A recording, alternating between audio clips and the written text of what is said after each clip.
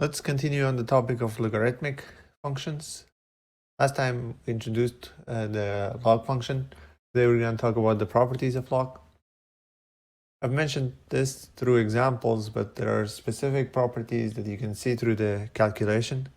If you have log 1 base a, the result is always 0. Why is that? You can calculate and say, if you change it to exponential, a to what power equals 1, that power must be 0. Therefore, log 1 base a has to be always 0.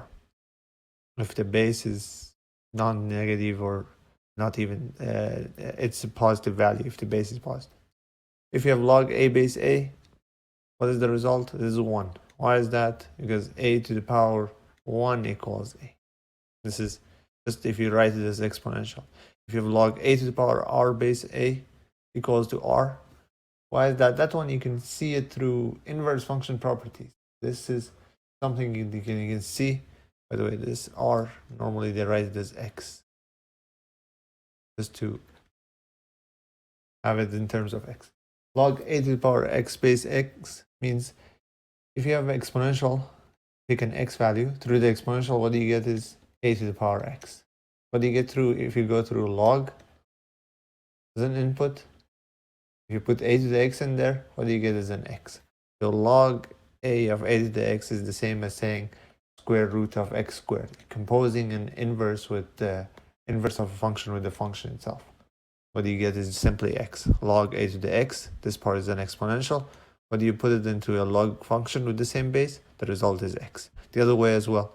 If you have a to the power of a log function, this is the whole exponent, what you get is simply x. So this is a composition of f with f inverse, f o f inverse, and f inverse o f.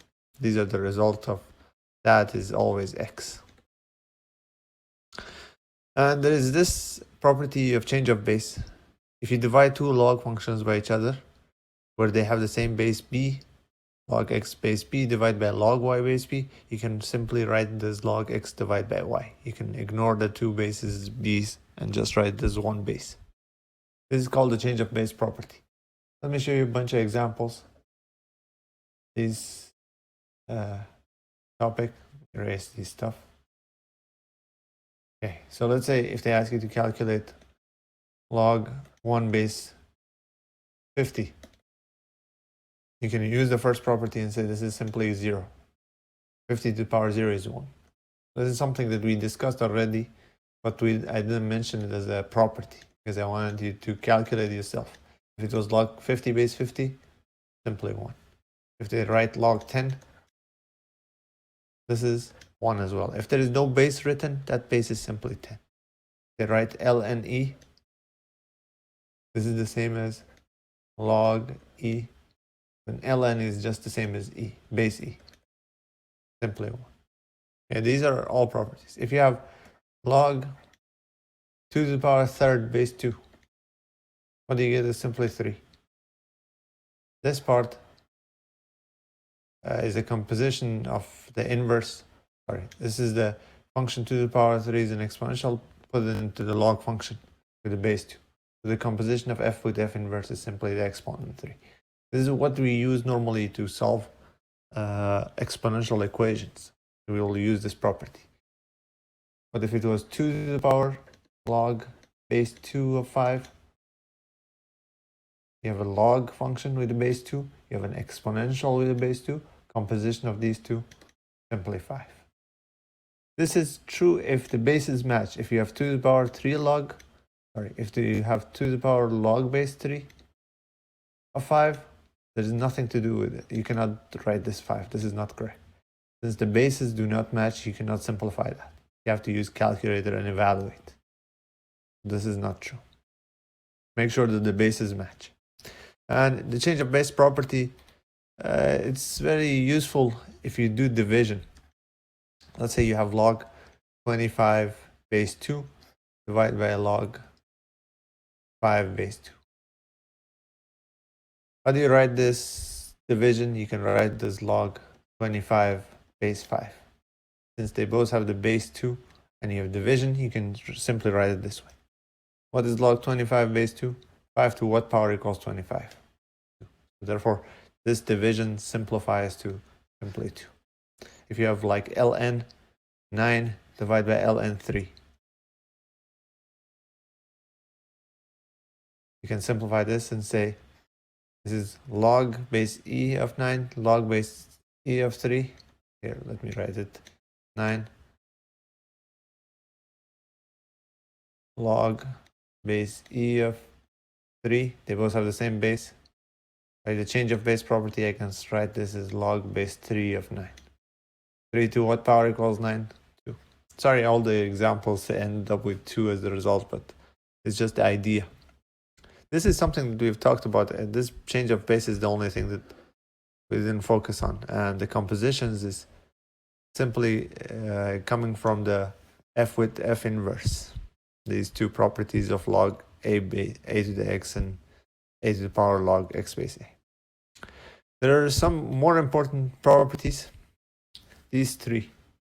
It's called the quotient, product, and so the product, quotient, and power properties for logarithmic function. If you have log x times y base a, you can separate that and write it as addition of two logs. They both have the same still a as base, and the term x times y, you can write them separately as log x base a plus log y base a. So you can turn multiplication into division. If it was, into addition. If this was division inside, you can turn it into subtraction. Numerator minus the log of the denominator. If you have exponent, x to the power r, you can drag that exponent down and write it up front as a coefficient. So r times log x base a. I'll show you examples of each one.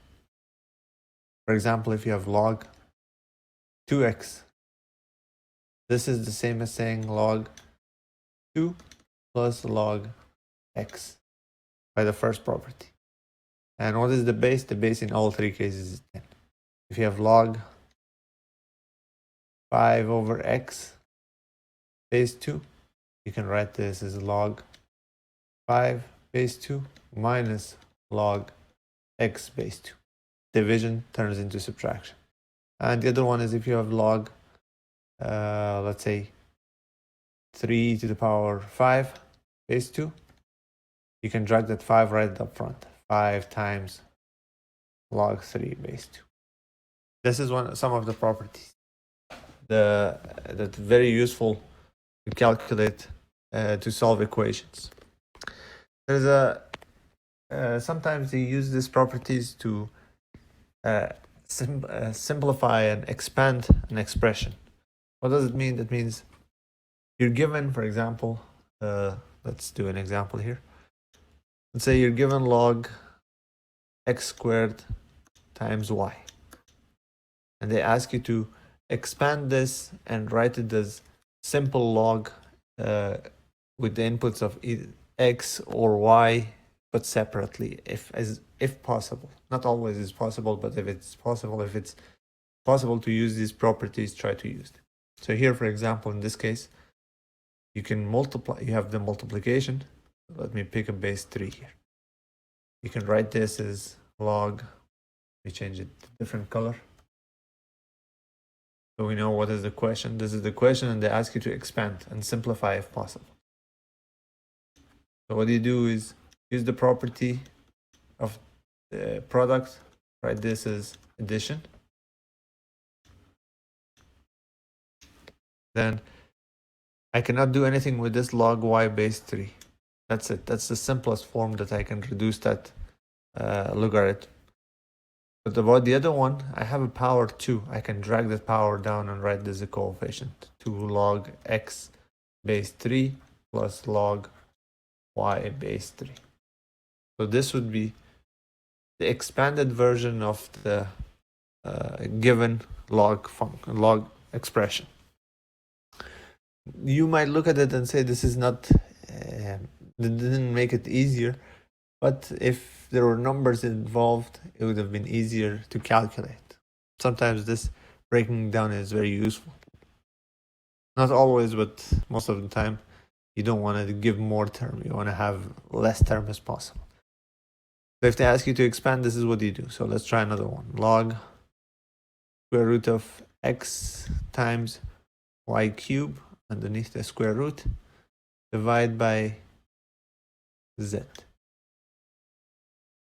Okay, and they ask you calculate this to expand this. So what do I deal with first? I will deal with the fraction. I'll write this as log square root of x times y cube minus log z. Division turned into the subtraction. I didn't write any base because the base was 10. I still keep base 10 for both logs. If this was base 2, I'll pick base 2 for each one. We already did base 3 example, so let's keep it base 10. Okay. Here. So now I cannot do anything about the log z, but the other one, I have log, let me rewrite this. Square root of x times y cube is the same as x times y cube. Square root means power 1/2. So I'm going to write this power 1/2 minus log z. Okay. What can I do with that exponent 1/2? I can drag it down and write this coefficient 1/2 times log x times y cube minus log z. And can I simplify it a bit more? Yes, there is multiplication again. I can say this is the 1/2 log x plus log y cube minus log z. Before I go to the next line, I want you to see that there is a mistake at this point. What is the mistake? See, this 1/2 is a coefficient for the whole thing, for the log xy cube. So if I write the 1/2 up front, I should say parentheses here. That means that 1/2 is multiplied by both terms. Okay. There is one more step to do. 1/2 log x is still there. Plus I'm distributing the 1/2. 1/2 log y cube minus log z. Finally, 1/2 log x plus 1/2 times, drag the 3 down, 3 log y minus log z. And you can simplify it a bit more. 1/2 log x plus 3 times 1/2, 3/2 log y minus log z. This would be the answer to this question. The expanded version of that one log expression turned out to be these 3 terms. Here's one thing that you should notice. There is no more possible way to simplify this. If you end up with something like log x plus 1, there is no way to simplify this one either. This is, you cannot break down addition into multiplication. It is possible to break if you have log x plus y. There is nothing to do with this. But if you had log x times y, you can simplify this one and say, right, log x plus log y. So you should know where to stop. I cannot go any further with something like log x plus y, but I can continue to simplify log x times y. The same that you can drag down this exponent and write this 3 times. So it's important that you know where to stop. There's no more possible way to simplify this. And in some cases, maybe you'll end up with something like log 10 at the end. You should be able to calculate log 10 and say this is log 10 base 10 is simply 1. So if you end the equation at the end had something like plus log 10, you should replace that log 10 with simply 1. Because log 10 is basically log 10 base 10, which is simply 1. Okay. There are a million examples. Okay, I hope this is clear enough. In some cases, what they give you is this end result. Let me erase this log 10 as well. What they give you is this end result, this highlighted section. And what do they want? They say go backward and write this original expression. This is what we call it, the condensing log terms condensing logarithmic with each other, and end up with one log as your expression. So sometimes they say write as a single logarithm. What does it mean? That means they give you a bunch of logs where they should have the same base. Otherwise, you cannot add them together or multiply them together. So for example, they say, here, let's do an example. They say log x minus 2 log y plus, let's do plus. Okay, let's do 2 terms, and we do 3 terms as well. So we have more option to do example. Okay, so let's say they expect you to write this into one single logarithm. And I'm going to pick the base to be the number here, 5. Base 5. If one of them has base 5, the other one has base 10, there's nothing to do. There's no property that you can use. But if they have the same base, then you can use those properties. What do I do first? I will make sure that there is no coefficient up front. So if there is a coefficient, I will deal with that coefficient. So log x base 5 has no coefficient. The other term has a 2 as a coefficient. You can move that coefficient inside as an exponent, y squared. So you can write this expression as log x base 5 minus log y squared base 5.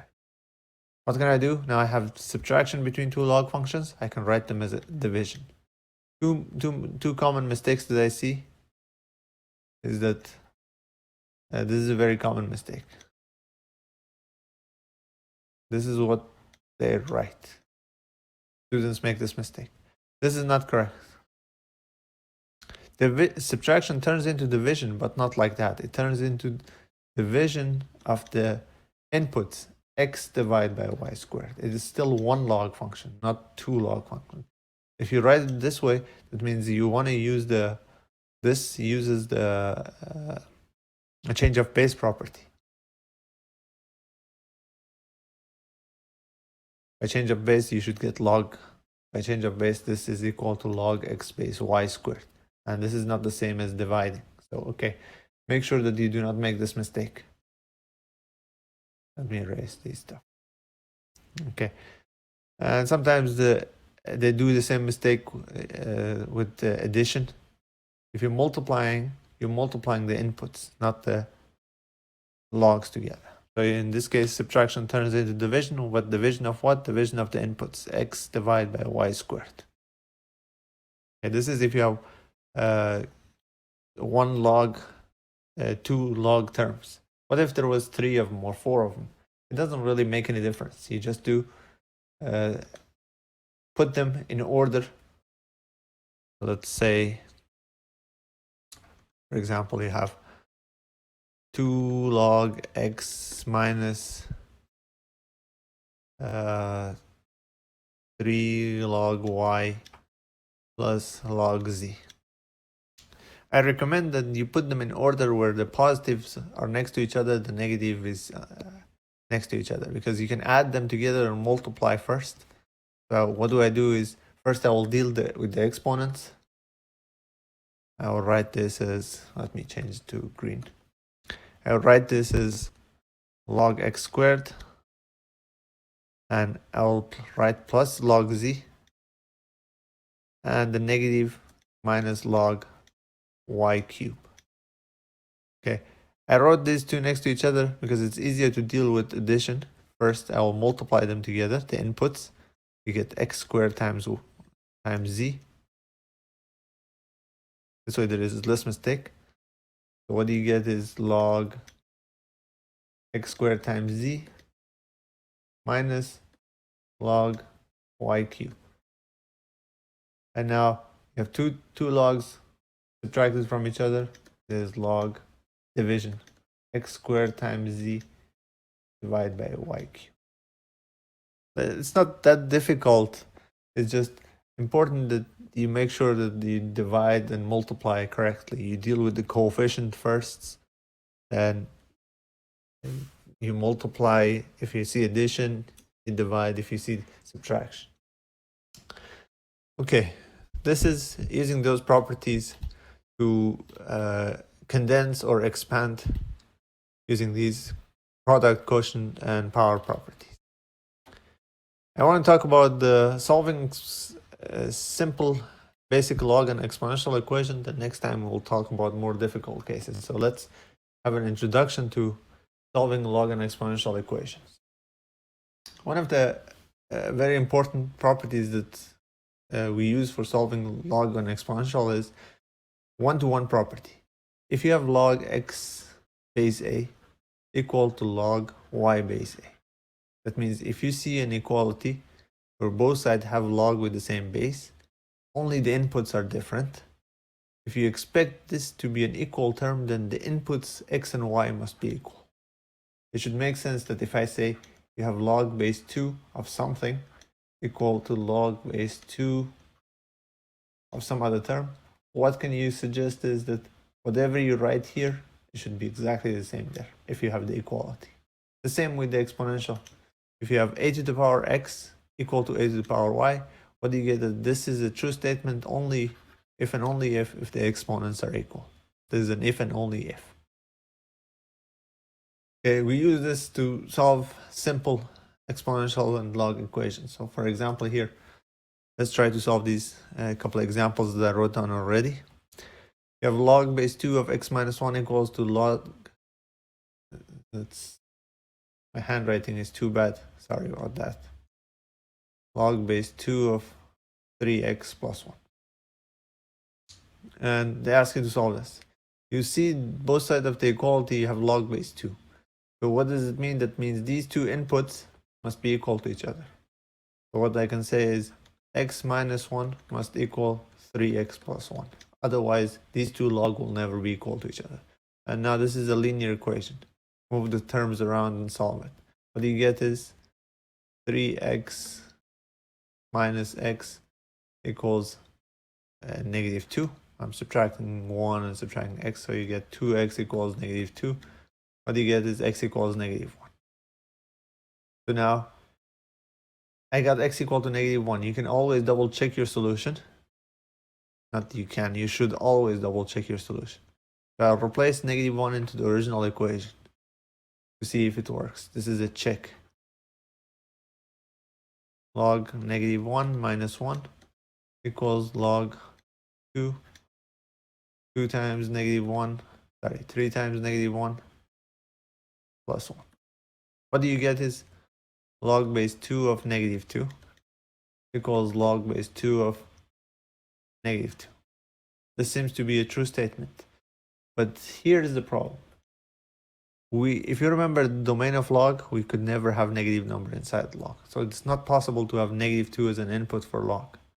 So when you calculate this result, when you check your solution and you have x equal to negative 1 as the solution, if you replace it back, you have a negative input for the log. So this negative 1 is not an acceptable solution. I will say this is not acceptable. So what is the solution to this equation? It has no solution. We found one solution, but it's not acceptable. It's like square root. You cannot have square root of negative 1 as a real value. So you do not accept that as a real number. In this case, the same. Negative 2, if you replace it back into the equation and you get that it's not in the domain of log, you say that's not an acceptable solution. So in this case, there is no solution. How about if we solve the other case? Log 2x, ln 2x minus 1 minus ln 7 equal to 0.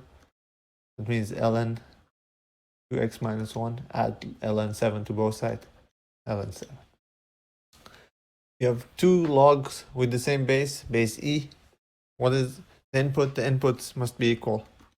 2x minus 1 must equal 7. So what do I get?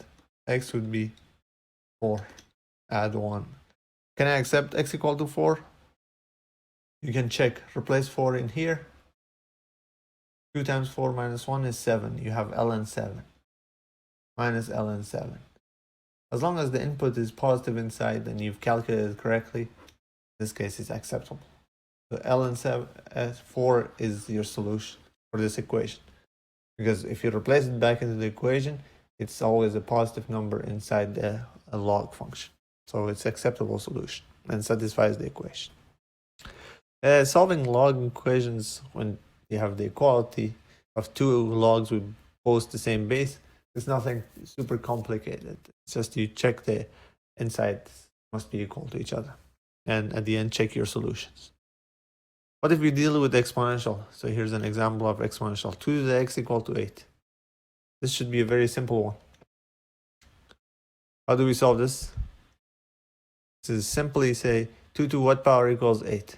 You can guess and say x equals to 3. 2 to the power 3 equal to 8.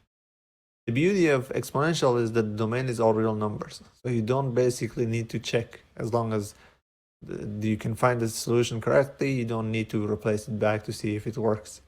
X equal to 3 works in this case. 2 to the power 3 equals to 8. But what you can do is, you can say, I'm going to write 8 as 2 to the power 3. Now, we can use that property that if you have 8 to the x equal 8 to the y, these two must be equal to each other. The exponent must be equal to each other. So therefore, x equals to 3. That's basically how you get this x equals to 3. So if you have an expression, if you have two exponential with the same base, you can just simply compare the exponents. Here are more complicated examples. 2 to the power 3x plus 1 equals 1/8. What can I do is, I will try to rewrite both sides with the same exponent, with the same base. 1/8, I can write that as 2 to the power -3. That's the same as 1/8. So what can I do? Since they have the same base, these two exponents must match. So I can say 3x plus 1 equals -3. And I will solve this equation. What is x? Subtract 1 divided by 3, you will get -4/3. This is the answer to the equation. How about the other one? E to the x squared minus e to the x equal to 0. I'm going to write it as e to the x squared equals e to the x. Compare. This is the exponent. That's the exponent. They must be equal to each other. X squared equals x. This is a quadratic equation. Move everything to one side. X squared minus x equal to 0. Factor. X squared minus x times x minus 1 equal to 0. Either x equals to 0 or x equals to 1. So what are the solutions? 0 and 1. This is very easy as long as you can write both sides of the expression as both sides of the equality as logs with the same base or exponential with the same base. But it's not always possible. Sometimes you have something like 2 to the power 2 to the power x equal to 3. There is no way to write 3 and 2 to the x with the same base. So next time we will discuss how to solve such an equations and maybe more complicated ones. This is a very basic equation at this point that we're solving using that one-to-one property. Okay, I'm going to stop here. Next time we will deal with more equations.